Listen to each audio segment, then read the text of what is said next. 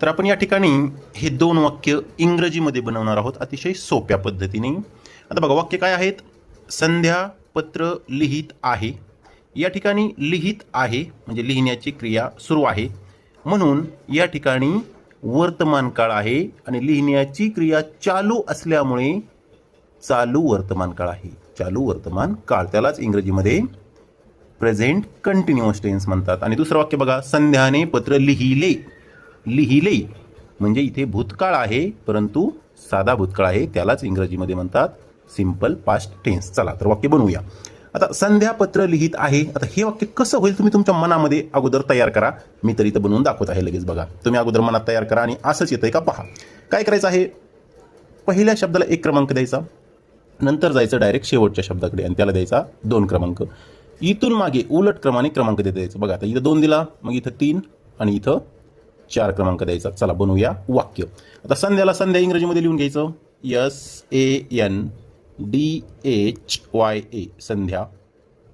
आता बघा 2 नंबरचा शब्द म्हणजे आपण ज्या शब्दाला 2 क्रमांक दिला आहे तो शब्द लिहायचा. आता आहे. आहेसाठी इज. आहेसाठी इज.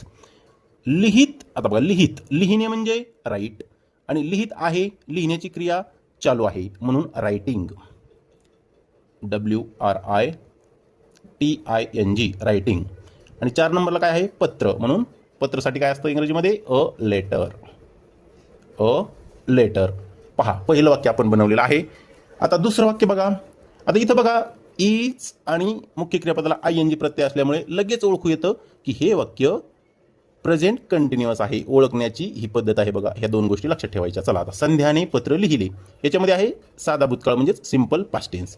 चला वाक्य बनवूया. याला 1 क्रमांक, नंतर डायरेक्ट शेवटी जायचं 2 क्रमांक आणि याला 3 क्रमांक. चला बनवूया वाक्य. संध्याने. संध्या SANDHYA संध्या. आता बघा लिहिले म्हणजे लिहिण्याची प्रक्रिया पूर्ण झाली आहे. लिहिले तर त्याच्यासाठी घ्यायचं आहे रोट. राईटचं दुसरं रूप रोट, भूतकाळी रूप असंही म्हणतात त्याला रोट. WROTE. बघा संध्या रोट. आता 3 नंबरला काय आहे. पत्र अ लेटर. A letter.